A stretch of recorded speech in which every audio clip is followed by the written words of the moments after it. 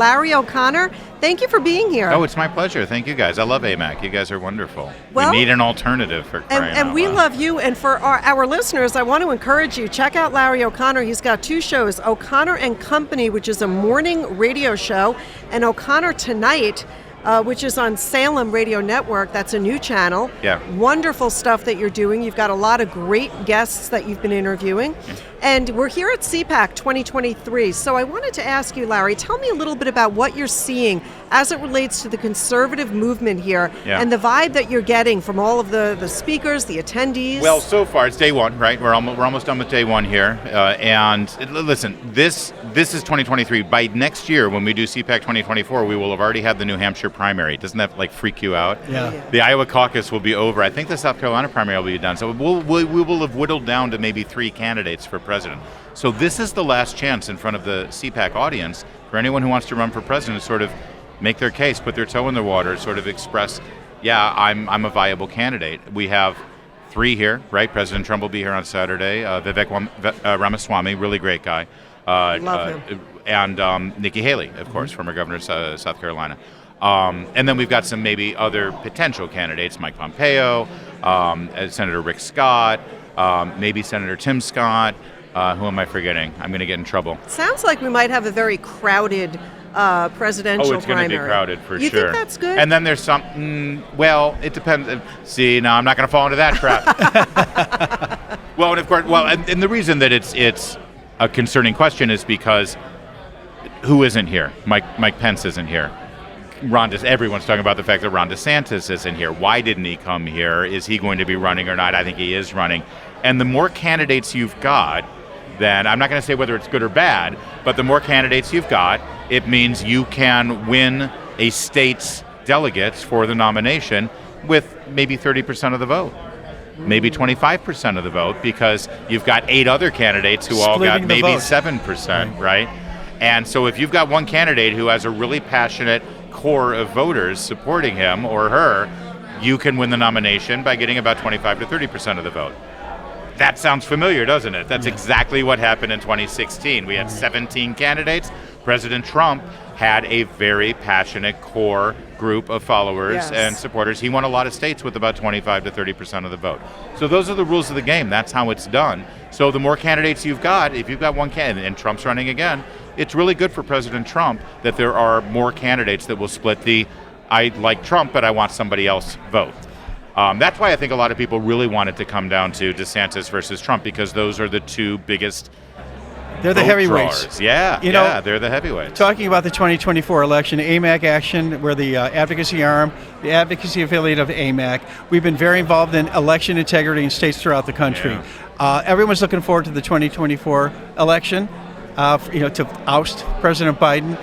But how confident are you that these elections will be secure? Not very. All right. Okay, tell Sadly, us why. I mean, it depends on what state, right? I think that we saw in Georgia and in Texas with the election integrity provisions that they put in place after the 2020 election, it did make a difference. It made a big difference. And I'll tell you why. And this is why it's really important, because, some conservatives or Republicans might be saying, well, what do you mean Herschel Walker didn't win? These rules are not about who wins. It's about everybody walking away saying, okay, it wasn't fixed.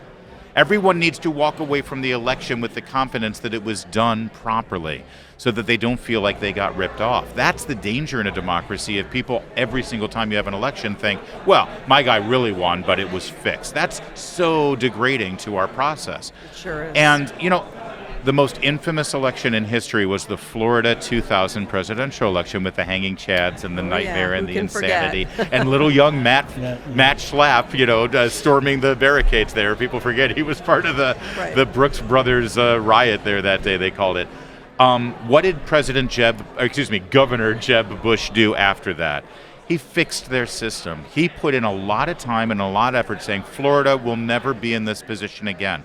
Florida now, anyone wonder why on election night 2020 we knew immediately within hours that huge how state Florida like Florida went, a huge geographically diverse state with major metropolises and huge population, and by 10 o'clock we knew who won Florida. Not because it was a blowout, because they had a sound system. And the Biden team didn't say, well, we really won Florida, but it got robbed. Nobody could make the claim that there was fraud in Florida.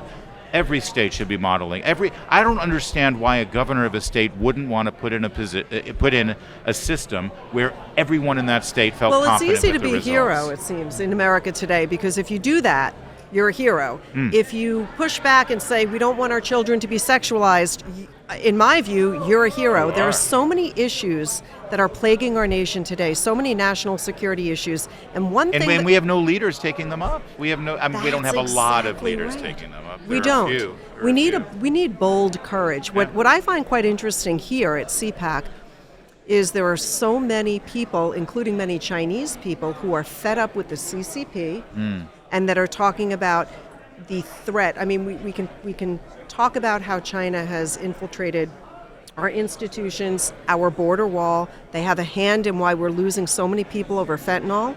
Right. In your view, and we've got a lot of issues. The border wall is not secure. We're defunding police. We see sexualization of our children in schools.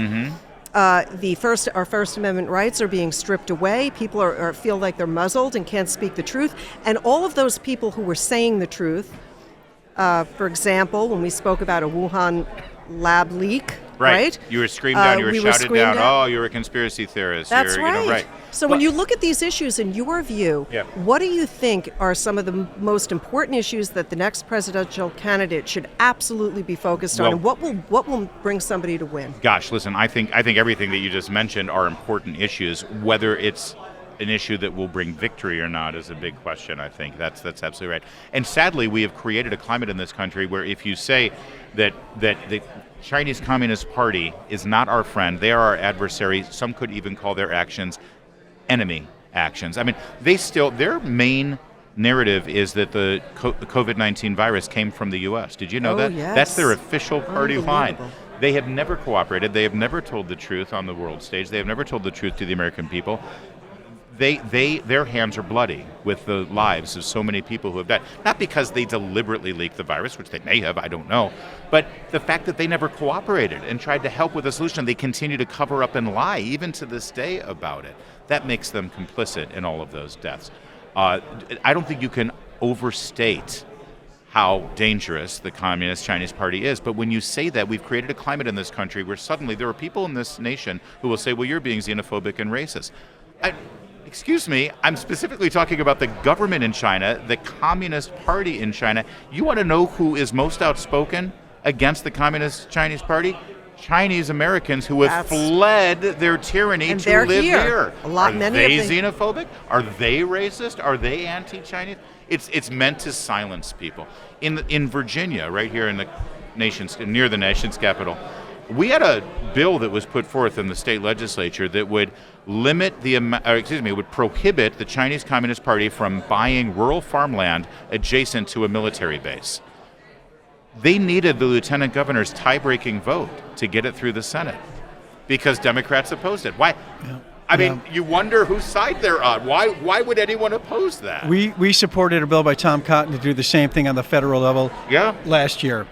And it was specific. It's a no-brainer. The CCP party is buying rich farmland, but strategically by military bases. Near military bases. It's absolutely categorized. We supported the bill. It got nowhere. We'll support it again. But why isn't this signed into law? I think it's incredibly important, and I do think that's a winning issue because it does affect, because partly it's our national security, but also some of the insidious things that have happened with the growth of TikTok and the algorithms meant to degrade our youth in this country. That's all by design. You ask any expert in social media, they know exactly what TikTok is. It's dangerous. It should be eliminated. Not to mention the fact they're gathering information on every American that has it on their phone. And feeding us propaganda, and feeding our children propaganda. And this reminds us very much of, if you just go back and look at World War II, a different time and age when we had no internet, but it was a similar approach, and it's happening all over again. And if we don't learn from our past, how can we ever prevent these things from happening? You mentioned the sexualization of our children, and I know suddenly,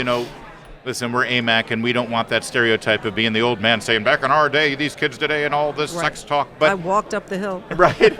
Both 2 miles. But the fact of the matter is, what our children, and I mean 5-year-olds, 6-year-olds, are being taught in public schools behind our parents' back is atrocious and degrading, and it's insidious. Perverted. It really is. Yeah. And You talk about a winning issue. A winning issue is something that isn't a Democrat or Republican issue. It's just a human issue. No matter what your party affiliation is, you hear about that and you said, oh, I'm on that person's side. I'm on the side of this issue. That's what this is. The sexualization of our children. I don't care if you're a Democrat or a Republican. You don't want your kids, you don't want government employees and school teachers keeping secrets from you about your own child. That's Larry, I think Virginia proved that. Secrets of a sexual nature. Exactly, and right. it did. It won in Virginia, a state where we were told would be Democrat forever now, right? 8 election cycles, they went statewide, they voted for Democrats. But they swept statewide with Republicans last year's election, and it was because of a simple notion. Parents should have a say in how their children are being raised. And there are Democrats and the teachers union and radical fringe right now who actually oppose that idea. They will oppose the idea that they're even your children. They're our children. They're all our The state's children. That's That's scary. Something wrong with That's that a winning thinking. issue. Thank It you. absolutely I is a agree winning because issue. we see statistics and it shows that over 52% of all Americans, and of course the vast majority of conservative Americans, that say these are our children, we have parental rights. Don't label us as domestic terrorists. This is what we have to prevent. Can I just say one more thing also? Certainly. Because we often talk about, when I say, teachers and the teachers union and professional educators, they want to have a policy where if a student comes to them and says, I'm going to identify as the opposite sex, another gender, but please don't tell my parents. They want to make it so that it's okay. That's fine. You can keep a secret of a sexual nature with a minor from a parent. Now, if that teacher drives up to a playground in a white van and starts keeping sexual secrets with a kid playing, that teacher will be arrested as the predator that they are. Why right? is this different? Why is it okay in the school? But also play this out for a minute in 2 different ways. Imagine if that student said, listen, I know I was truant from school last week. I didn't show up and I didn't have my parents' permission. Please keep this secret from my parents. Don't tell my parents that I wasn't in school last week. Would the teacher do that? Would the teacher keep that secret? Not a good teacher. Not at all. I know that I flunked all of my exams and my report card is all S. Please don't share my report card with my parents because they'll punish me and they really want me to get good grades. Please, I don't want my parents to see my report card. You'd be laughed out of the room if you wanted to make that a policy in a public school. But suddenly if it's something of a sexual nature, you're okay with that? Why would anybody be okay with that? And there's one other angle. Think about what's being asked of the teachers. I know that we always look about this from the parent's perspective. If you're a teacher and you get a call from a parent that says, my daughter hasn't been acting herself at home. She's very moody. She's keeping it to herself. She's wearing different clothing all of a sudden. She got her hair cut drastically. Is there something going on that I should know about? Please help me. This is an engaged parent. This is a parent who cares, who knows that there's something wrong. So she's reaching out to the teacher saying, do you know something about my daughter that I don't know? This teacher, by policy by the state, the government now has instituted a policy where that teacher must lie. Are you kidding me? Yeah, we're instituting a policy where a teacher must lie to the face of a parent about their only child. About a minor child. But that's what they're asking. That's what Yeah. they're asking by keeping these secrets. Everything about this is wrong. And when you communicate this policy in those ways to any normal voter in this Sure. country, they're going to say, of course, that's ridiculous. Well, that's what the Democrats stand for right now. Thank That's you what they very stand much. for. And Very, that's how very you well win. said. I'm sorry, I'm just going off here. No, this is really I'll keep great. talking. So, Larry, tell our listeners how can they listen and tune into your show, which is a phenomenal show. Thank you. It's on WMAL, which is the major talk radio station in Washington, D.C. It's a morning show, but you can stream it live, 5 to 9 in the morning. Or if you're living in a place in the country where that would be way too early, our podcast is available all the time. And then the television show is on Salem News Channel, which is a streaming news service. It features Hugh Hewitt and Sebastian Gorka and Charlie Kirk and Dennis Prager and Dinesh D'Souza. My show's on from 9 p.m. to 10 p.m. It's a free streaming service. You can download the app on Roku or Apple TV, or you can watch it all on demand wherever just search O'Connor Tonight. Very good. And that's it. That's all I got for you. What a lovely thing. Thank you for stopping by our Thanks booth. for giving me Thank time. you for sharing your I feel like I perspective. just dominated the conversation. Great conversation. I got a lot on my mind. You are wonderful. Thank you That's so kind much. of you God to bless say. you. Thanks Thank for you. being here. Thank you.